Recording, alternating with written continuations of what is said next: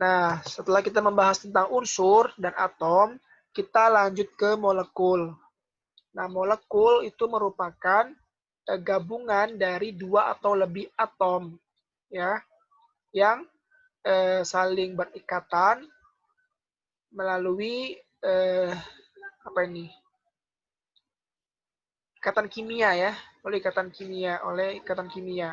Di sini kita bisa lihat bahwa ada yang disebut dengan molekul diatomik, ada yang disebut dengan molekul poliatomik.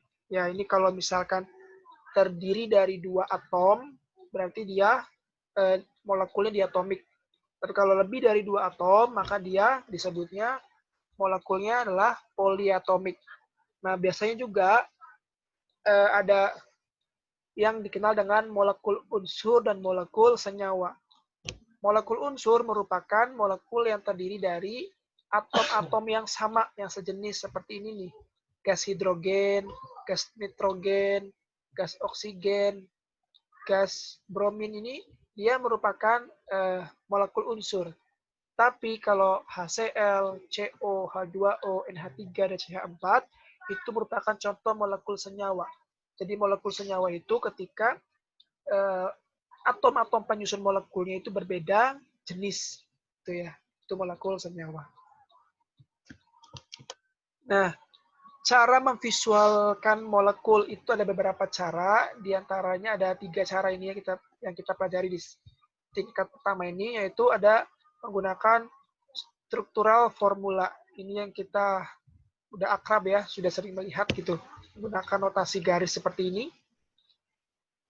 Jadi kita tuliskan nama unsurnya apa dan kita hubungkan garisnya. Garis ini terkadang menunjukkan atau merepresentasikan ikatan dari molekul tersebut.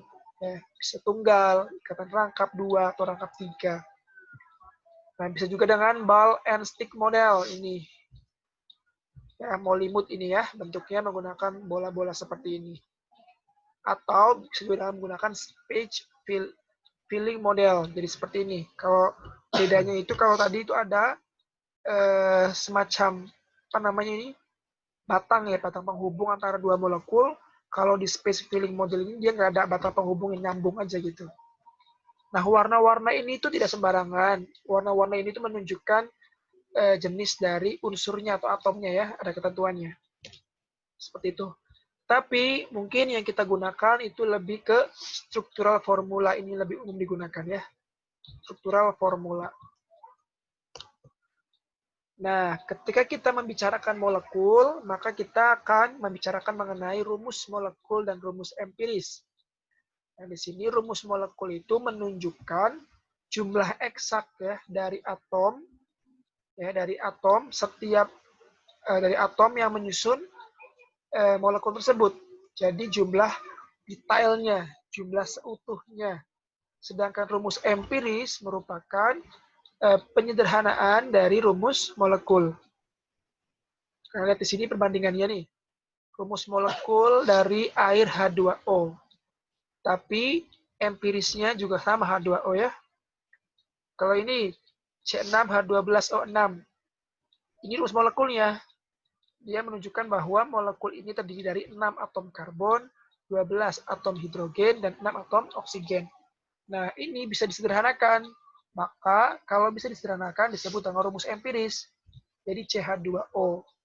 Gimana cara menyederhanakannya? Berarti angka subscript ini ya, angka subscript ini dibagi 6. Seperti itu. Jadinya CH2O.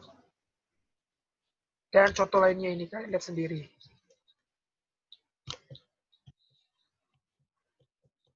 Oke, sudah unsur, molekul juga sudah, sekarang berlanjut ke ion. Nah, ion dari suatu atom atau gabungan atom, itu dia menunjukkan ada yang positif dan negatif. Jadi ada yang bermuatan positif, ada yang bermuatan negatif. Ion yang bermuatan positif kita kenal dengan namanya kation. Itu di mana dia mempunyai muatan positif. Kenapa? Itu ketika atom netral kehilangan satu atau lebih elektron. Jadi kalau misal muatan positif itu akibat si atom netral ya, dia kehilangan satu atau lebih elektron. Contohnya ini natrium. Natrium dia awalnya mempunyai 11 proton dan 11 elektron. Kemudian dia menjadi Na+. Kenapa? Karena elektronnya berkurang satu. Kalian lihat di sini jadi 10 elektron. Jadi kalau misal dia berkurang elektronnya, maka dia menjadi muatan positif atau dikenal dengan kation. Sedangkan anion itu merupakan ion bermuatan negatif. Ini terjadi ketika atom netral itu mendapatkan tambahan satu atau lebih elektron. Ya. Nah, di sini contohnya klorin. Klorin itu dia mempunyai 17 proton, 17 elektron. Nah, sedangkan Cl-, ion klorin, dia mempunyai 18 elektron. Artinya telah terjadi penambahan 1 elektron. Mengakibatkan yang tadinya dia bersifat netral menjadi bersifat anion atau bermuatan negatif. Itu. Jadi intinya ada kation, ada anion ya. Nah, ini beberapa contoh mengenai macam-macam ion ya, baik itu anion maupun kation pada tabel periodik unsur. Jadi ini kalau kalian lihat, golongan 1A ini dia cenderung bermuatan positif 1. Ya. Sedangkan golongan 2A dia muatannya 2+. Golongan 3A dia 3+. Kemudian golongan 7 itu dia -1, golongan 6A dia -2, golongan 5A dia 3 bermuatannya itu -3. Kalau golongan 4 dan 3 ini dia cenderung tidak konsisten ya. Makanya di sini hanya Al saja yang 3+. Dan C ini ada 4-, Si 4-. Itu. Kemudian kalau pada transisi logam transisi itu dia menunjukkan logam pada golongan B ya. Tapi kalau misalkan post transition metals itu merupakan logam transisi tapi pada golongan A gitu. Dan dia itu berada di apa namanya tadi? Ini namanya apa nih? Metaloid ya. Berada di bawah metaloid itu. Bahkan metaloid juga termasuk post transition metals. Nah ini, kenapa disebut dengan logam transisi? Karena dia di sini salah satunya ya, ciri dari logam transisi itu dia memiliki lebih dari satu bilangan oksidasinya. Atau muatannya itu bisa lebih dari satu. Seperti contohnya di titanium. Dia bisa Ti2+, bisa Ti3+, bisa Ti4+. Nah, ini merupakan ciri dari logam transisi. Dia mempunyai lebih dari satu bilangan oksidasi. Atau muatannya lebih dari satu, gitu ya jenisnya. Nah, ini untuk yang polyion ya, polyatomic ion. Ya, untuk yang seperti ini kalian hafal karena ini sangat berperan pada penamaan senyawanya. Nah, sekarang kita akan masuk ke senyawa ion dan senyawa molekul. Setelah kita membahas mengenai molekul dan ion, nah sekarang kita bahas tentang senyawanya, senyawa ion dan senyawa molekul. Langsung saja kita bedakan ya, kita bandingkan perbedaannya. Kalau senyawa ion, dia tersusun dari kation dan anion. Ya, jadi kalau senyawa ion, dia itu tersusun dari atom bermuatan negatif dan atom bermuatan positif. Dia saling adanya serat terima elektron, ya ini ntar kayak berkaitan dengan jenis ikatannya, ikatan ionik ya, terjadi serat terima elektron di sini. Nah, sedangkan kalau senyawa molekul, dia itu tersusun dari 2 atau lebih atom non-logam. Jadi, kalau molekul itu tadi ya, tersusun dari 2 atau lebih atom netral, seperti itu. Tapi dia non-logam. Misalkan, Cl dengan Cl membentuk gas klorin, Cl2. Ya, seperti itu. Kemudian, kalau senyawa ion, dia dalam wujud larutan dan lelehan dapat menghantarkan arus listrik. Ya, Jadi arus listrik itu kan dia bisa bergerak karena ada muatan-muatan atau partikel-partikel bermuatan ya yang menghantarkan atau yang bergerak itu elektronnya kan ya.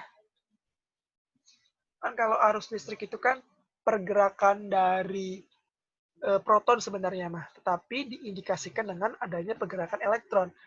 Intinya listrik itu akan bergerak atau jika ada partikel-partikel bermuatan.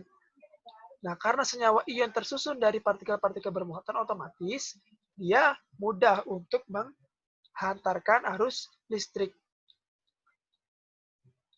Sedangkan senyawa molekul itu tidak dapat menghantarkan arus listrik dalam wujud apapun. Kenapa? Karena atom-atom penyusunnya itu berupa atom netral. Begitu. Kemudian kalau senyawa ion, rumus molekul sama dengan rumus empirisnya. Ya. Nanti kalian bisa lihat sendirilah di contoh sebelum di contoh yang akan saya sebutkan selanjutnya di berbagai jenis senyawa ion dan molekul. Kalian bisa membedakan, oh kalau senyawa molekul, kalau senyawa ion itu dia rumus molekulnya sama dengan rumus empirisnya. Contohnya NaCl. Dengan NaCl kan sama ya, KCl, NaOH, seperti itu. Sedangkan untuk senyawa molekul, rumus molekul cenderung berbeda dengan rumus empiris. Ya, berbeda. Seperti yang saya sebutkan tadi itu ya, C6H12O6. Itu rumus molekulnya. Rumus empirisnya CH2O. Gitu. Nah, yang selanjutnya perbedaannya itu bahwa kalau senyawa ion, dia itu molekulnya itu merupakan unit diskrit. Ini kebalik nih ya. Kebalik nih. Empatinya kebalik. Ini senyawa molekul ya. Kalau senyawa ion, setiap ion berlawanan muatan dikemas. Nah, saling berdekatan sehingga tidak dapat dijelaskan satu ion yang milik ion yang mana gitu. Ada visualisasinya. Sedangkan kalau senyawa molekul itu dia unit diskrit. Jadi jelas bahwa pada molekul air dia terdiri dari dua atom H dan satu atom H dan satu atom oksigen. Ini kurang juga nih. Nah, kita lihat di sini. Nah, kalau yang ion itu ya, ion NaCl misalkan, kristal NaCl. Ntar setiap ion Na ini akan berkaitan dengan 6 ion Cl. Dan, nah seperti ini bentuknya nih. Yang sebelah kiri, ini gambar A ini, dia merupakan senyawa molekul. Ini jelas nih, bahwa satu molekul hidrogen tersusun dari satu atom oksigen dan dua atom hidrogen, jelas. Penampakannya jelas. Tapi kalau ini kristal NaCl nih. Setiap satu atom Na ini yang biru kecil ini, dia akan mengikat 7 atom Cl. Nah, kalian bayangkan, semuanya saling tindih menindih. Sehingga kita tidak tahu kalau Cl yang ini di sini itu punya siapa, gitu, punya Na yang mana, gitu. Atau Na yang di setengah ini dia Cl yang mana, punya Cl yang mana.